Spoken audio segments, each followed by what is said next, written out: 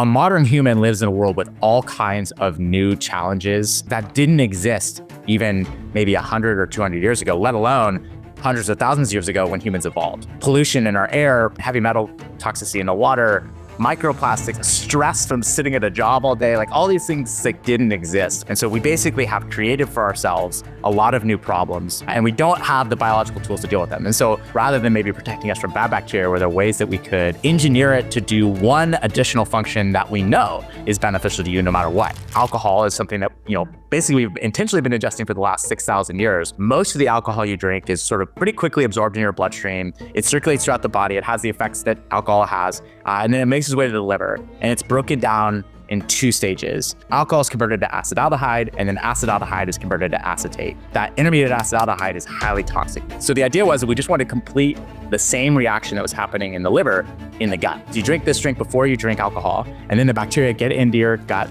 and then they start making this enzyme that helps your body to deal with this gut-derived acetaldehyde. This is like another tool in the tool belt because people want to have a nice night out, but they don't want to have that be a zero sum or like a choice of that versus like getting a morning workout in or going on a hike. And I think that ZBiotics is an opportunity for people who want to have all of those things and want to have that nice balance.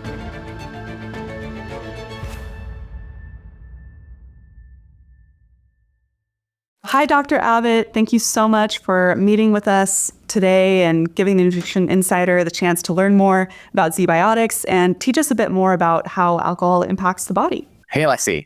Excited to be here. Excited to chat with you about this. So before we dive into the nitty-gritty of ZBiotics, can you tell us a bit more about yourself and about ZBiotics and what inspired you to start the company? I've always been passionate about science. I was really attracted to infectious disease in general. I thought these were like interesting problems to solve, and I was excited about using science as a way to kind of like solve problems kind of facing people, humanity. After college, I was working at an HIV lab. I was studying bacteria in my PhD, and I just really initially I was interested in viruses when I went there. But as I learned more about bacteria, I just really became I just fell in love with how interesting they were. And at first, it was very much on the side of pathogenicity, the infection, bacteria that were bad for you, and how we could protect people from bad bacteria. But as I got in there and learned more, I learned that the vast majority of bacteria that we engage with are either neutral or even beneficial in many cases. And indeed, it'd be very difficult for any life on this planet to survive without bacteria. They're incredibly important. So rather than maybe protecting us from bad bacteria, were there ways that we could leverage the good bacteria to solve problems rather than kind of like prevent problems from occurring in the first place? I started to learn more about that and the human microbiome and started thinking about a way of leveraging kind of like these safe, edible bacteria that we engage with every day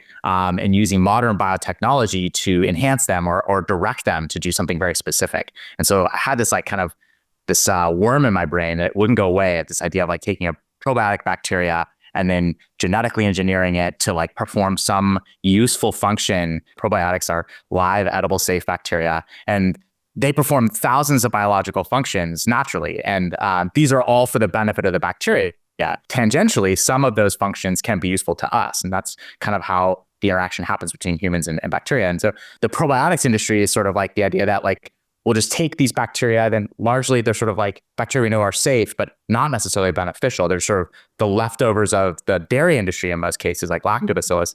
And we say like, hey, I hope they're here, eat this. And hopefully something in some way will be beneficial to you. And it'll be very different from person to person because everybody's biology is different. Everybody's microbiome is different. I thought like, well, we could probably do better than just kind of just randomly taking these bacteria off the shelf or out of the ground and just handing them to you. And we could say that like, in addition to the thousands of biological functions that bacteria do, could we engineer it to do one additional function that we know is beneficial to you no matter what? That idea seemed like really simple and obvious. And when I looked around, I saw that there were other companies working on it, but not a lot, and not in the way that I was passionate about it. I really was like excited about the idea of like kind of helping healthy people kind of have more tools in their toolbox. And looking like the supplement industry, it was a lot of stuff with a lot of promise, but not a lot of kind of like backing or science. And so I thought like, wow, we could really use modern biotechnology to build new ingredients that didn't exist before that perform new functions. And so that was kind of the idea that would become ZBiotics. So it was leveraging my expertise with bacteria from my PhD in sort of like a novel new way, and like really kind of like, how do I get my science into people's hands and kind of like affect their lives in a way? So that was kind of like the foundation of what would become ZBiotics. That is really, really impressive. And I'm spinning around in my head thinking of different things that I want to ask. But the first thing I'm curious to know is, are there other applications for this kind of technology in other areas of either the food and beverage industry, but in other applications as well? Totally. And I'm sure we'll get into specifics of what my first product does, but I'll be clear that like that wasn't the impetus for why this company exists. The impetus was the idea that we could leverage good bacteria to perform essentially any biological function on the planet. That initial potential gets like whittled down as you think about the practicalities, but like there's still like so many things we can do. Bacteria can basically be programmed to do almost anything that like a living cell on this planet can do. So one of the things that really drives me forward, and I think is a foundational kind of driver for how ZBiotics thinks about our products, is the idea that like a modern human lives in a world with all kinds of new challenges, basically like dangers to our health that didn't exist even maybe 100 or 200 years ago, let alone hundreds of thousands of years ago when humans evolved. And so we basically have created for ourselves a lot of new problems to deal with. And we don't have the biological tools to deal with them. And so ZBiotics is a way for us to engineer the tools for a modern human to deal with modern health problems. An example of like alcohol is something that, basically we've intentionally been ingesting for the last 6,000 years, which is kind of like no time at all when you look at like evolutionary timescales for humanity. And we, pollution in our air, pollution, heavy metal toxicity in the water, microplastics. I mean, like, stress from sitting at a job all day, like all these things like didn't exist. So building kind of solutions, like using modern technology to build solutions to problems that like modern technology has created for us in a lot of ways. So at least biologically and really focusing on like a healthy person who wants to be proactive about their health as opposed to waiting till you get sick and fixing it. When you said microplastics, that was actually on my mind as soon as you said, it can, there's so much potential for us. Like, could we make a bacteria that eats all the microplastics out of our body? That would be great. I can't release what our new products are, but I will enthusiastically nod that like that's an exciting idea. I'm excited about that idea. I'll take credit for the idea though. Oh yeah, sure. Yeah. The way that the product is made itself and the way that you bioengineer the bacteria, is that done through like a proprietary technology, or is it through CRISPR or something else? Yeah, definitely not proprietary. Bacteria are, basically some of the oldest life on the planet, and they've had a long time to develop lots of systems to efficiently and precisely edit their own DNA. And so it's only in the last, maybe like 50 years or so that we've really fundamentally understood how they do that. And so the way we genetically engineer bacteria is leveraging the systems that they already do to edit their own DNA and just directing that now that we understand it. In our case, what we use is we don't use CRISPR. We use a process called natural competence and homologous recombination. And so when a bacteria is like floating around in a lake or a pond or whatever, there's all these other bacteria around, and some of the bacteria die and they release their DNA. So there's just a bunch of little bits of DNA floating around all the time. And a bacteria can naturally take up those pieces of DNA. And so that's called natural competence. So they take up DNA from their surroundings. And that's a natural process where bacteria are kind of sampling what's out there in terms of new traits. And then what they'll do is they'll start to compare that piece of exogenous DNA to its own genome. And if it looks similar at a certain place, like if there's homology or identity, it'll basically naturally cross over. All we have to do is design a piece of DNA that has homology to an area that we want the bacteria to edit. And so then what we do is we just take the bacteria and we mix it in a test tube with the DNA, and the bacteria does all the work. 3 billion years of evolution, they do everything. And then they super precisely edit their DNA exactly where we want them to. And then we sequence it. So it's a really, really simple process. It's been well understood for, let's say, decades. And it's been happening for billions of years. So it's, it's kind of a lot like, I think, basically a bacterial version of like plant crossbreeding, only way more precise because bacteria are 3 times older than plants that had a lot longer to kind of nail that stuff down. It's really cool. You explain that really well as well. And even I understand it. So that's great. I want to, learn more about obviously the ZBiotic product itself and what a pre-alcohol probiotic is and what kind of, you've already explained how you bioengineer the bacteria, but just kind of tell us a little bit more about what goes into creating the drink itself. The drink is, pre-alcohol. And so it's just like a small half-ounce liquid beverage, and in that is mostly just water, and then a little bit of flavoring, and then our bacteria that we've engineered. And so our bacteria it's a natural probiotic bacteria called Bacillus subtilis. It exists in the environment.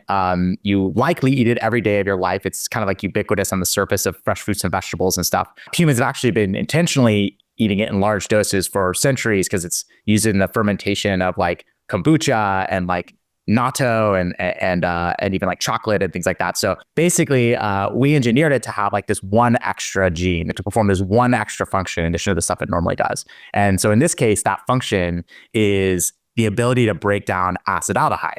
Acetaldehyde is this toxic byproduct of alcohol metabolism. So when you drink alcohol, most of the alcohol you drink is sort of pretty quickly absorbed in your bloodstream. It circulates throughout the body. It has the effects that alcohol has, and then it makes its way to the liver. And it's broken down in two stages. Alcohol is converted to acetaldehyde, and then acetaldehyde is converted to acetate.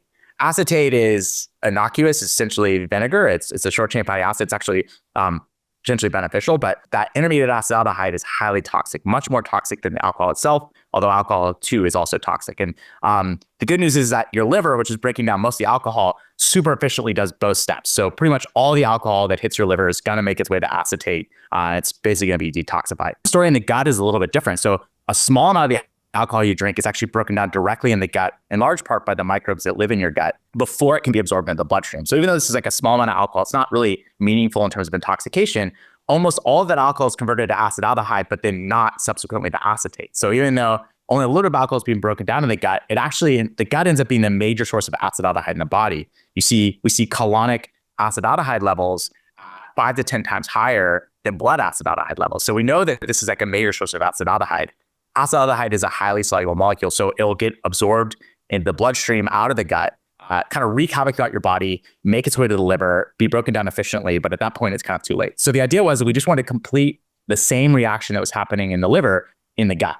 So we engineered this bacteria to basically provide you with enough of the enzyme to convert that acetaldehyde into acetate in the gut, same way it's happening in the liver. So pretty simple idea, and we have a really nice like way that we can target that in the gut with a probiotic that kind of is engineered. So we gave it that, a piece of DNA that expresses or that encodes for that protein. Can you explain, so we better understand like how alcohol affects you physiologically, physically? What actually causes like the feeling of being drunk and the feeling of hangovers the next day and everything? And how does the ZBiotic product, does it have an impact on the sort of the feeling of drinking alcohol and obviously the next day as well? The alcohol itself is what causes sort of like the intoxication effects, the relaxation, the buzz, whatever, those things. Alcohol also causes effects on like, it causes a disruption of the microbiome in the gut. So dysbiosis, it causes like hormone imbalances, and part of what makes you kind of like, maybe you've had a few drinks, you start to like crave food, and especially greasy food. It's because interestingly, even though alcohol has a lot of calories in it, it triggers the hormones that make you feel hungry or even starvation. And so even though you're not in calorie deficit, like you start to really crave these greasy foods, which is a really interesting kind of byproduct. But it also affects the way your blood sugar is managed, and insulin response and things like that. So it's a lot of things that alcohol itself does. And then you have acetaldehyde, which is this like very toxic molecule. It's incredibly soluble, so it can dissolve through cell membranes. It can get in and bind to proteins and DNA, and it just junk up the works, and it can cause like cell death among many other things. And so it really kind of like wreaks havoc, and your body then has to respond to all that cell damage and death. There's a lot of systemic inflammation as your body responds to that. And so this is like a highly toxic molecule. It doesn't really contribute to the feelings that you typically associate when you drink alcohol, like in terms of intoxication and things like that. It can actually get into the brain and bind receptors in the brain that have different interesting effects, but not really the ones that, it's more of the effects that we think of the next day. And so kind of like, we don't want to get off the couch, or we don't want to go out and do our morning workout, or whatever that might be. The idea with ZBiotics is that like we're not affecting the metabolism of the ethanol itself, like that. That's still the responsibility of your body. And so it's really around just these effects of like this acetaldehyde, and kind of how that is really going to affect how you feel the next day as your body's kind of responding to like the highly kind of like toxic effects of that molecule. What is sort of the best way to consume this product in order for it to work the best way to kind of prevent that hangover the next day? It's important to note that like that the way you feel the next day is very like multifaceted. There's a lot of stuff going into that. And so gut-derived acetaldehyde is an important part, but it is really only one part, right? Like, so as I said, alcohol causes a lot of disruption in its own right, and we didn't even touch the alcohol. And so I think there are a lot, all the kind of like responsible rules about drinking are really important still, right? Like, so responsible drinking behaviors is important. So pacing yourself, like the way you feel that at night and the way you feel the next day is heavily related to how much alcohol you drink per unit of time. So the more alcohol you drink quickly, the more likely you are to not feel great the next day. So pacing yourself is really important. And that pace is going to be kind of determined on each person's kind of individual biology. But, there are rules of thumb around like 1 or 2 drinks an hour, things like that. And then separating that with water is important. And I want to be really clear about this. So drinking water while drinking is like super important, but not because alcohol is dehydrating you. Alcohol actually doesn't dehydrate you. And this is like kind of a really pervasive myth. The hypothesis is obvious, right? Like, oh, well, I noticed that when I drink alcohol, I end up peeing more. And I've heard that alcohol inhibits the antidiuretic hormone. And all of that is true. But what's interesting is that like, we've been doing studies since the scientific community, have been doing studies since the 1940s, demonstrating that alcohol actually doesn't cause dehydration. Like none of the biochemical markers of dehydration are present the next day. They don't correlate with the way you feel the next day. Also, I think we know, like in the back of our minds, we all know this to be true, right? Like because other things that dehydrate us feel nothing like what you feel the day after drinking, right? Like if you hang out in the sun or eat salty food or work out, those all dehydrate you in some way, and they do not feel like a hangover. And they're very different things. And the cure for dehydration, which is drinking water, does nothing for you when you're feeling terrible the next day, really. And so I think we all know that dehydration isn't actually the thing you're dealing with, but interestingly, so alcohol, when you drink, it does cause you to pee 1 extra time. The data shows that as your blood alcohol content spikes from 0 and starts to go up, then that triggers your body to pee. But then as they study people who drank like 4 glasses of beer versus 4 glasses of water, what they saw was that they ended up, after that first initial instance, for the next 3 drinks, they peed the exact same amount of times. It's just, you're drinking a lot of fluid, so you're peeing a lot, but you're actually not dehydrating yourself. So drinking water while drinking is good because a couple of things. It helps you pace yourself. So if you're like alternating alcoholic beverages and non-alcoholic beverages or water is a good thing. And then in addition, like, your liver and your kidneys are working kind of like an overdrive to detoxify your body of this alcohol and acetaldehyde. And so putting more fluid through the system that doesn't have alcohol in it is a great way to kind of like help keep your liver and kidneys working at an optimal rate and support them as they kind of like help you out. So water is a good thing for that reason. So pacing water, don't drink on an empty stomach.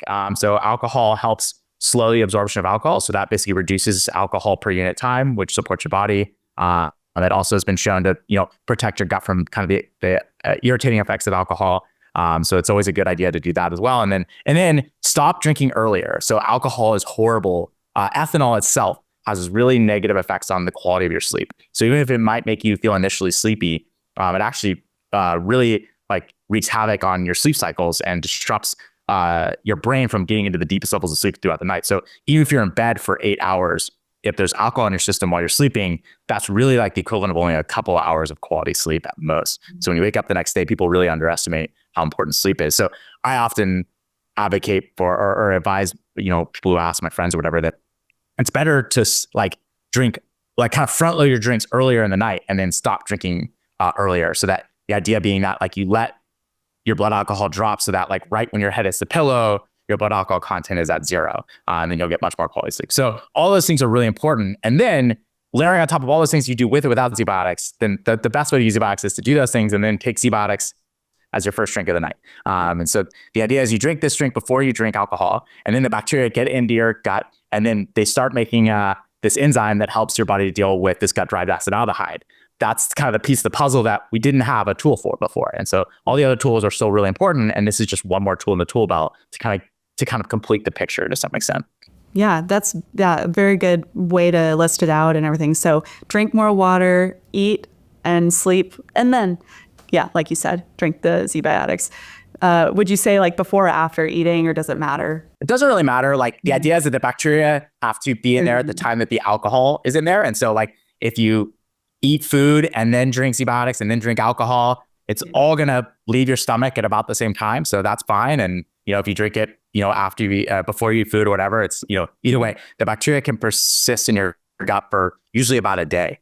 So you kind of get this long term of protection. You seem very passionate about correcting myths and everything, especially when it comes to urinating and the diuretic effects or non-effects, I guess, in this case of alcohol. Are there any other myths that you'd like to debunk, such as the beer before liquor, never been sicker kind of thing? Is there anything else? I think that there is like some truth behind that sort of like beer before liquor myth. So the idea like, if I drink beer before liquor, never been sicker, and then liquor before beer, you're all in the clear. And like, there's like some observational element of this that like people probably noticed if they're, ripping shots at the end of the night, they feel really terrible the next day. It's really about like alcohol per unit time. So if you take a shot of liquor, or you drink like a short, 5-ounce mixed cocktail, that's good. That's probably going to happen a lot quicker than drinking like a beer, which takes like longer. The idea that like if you drink beer slowly at the beginning of the night, get intoxicated, start making maybe less than good decisions, and then take a bunch of shots at the end of the night,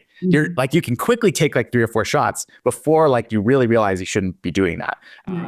And so that's going to be a lot of alcohol per unit time at the end of the night, which is going to disrupt your sleep amongst many other things. And so then you're going to feel terrible the next day.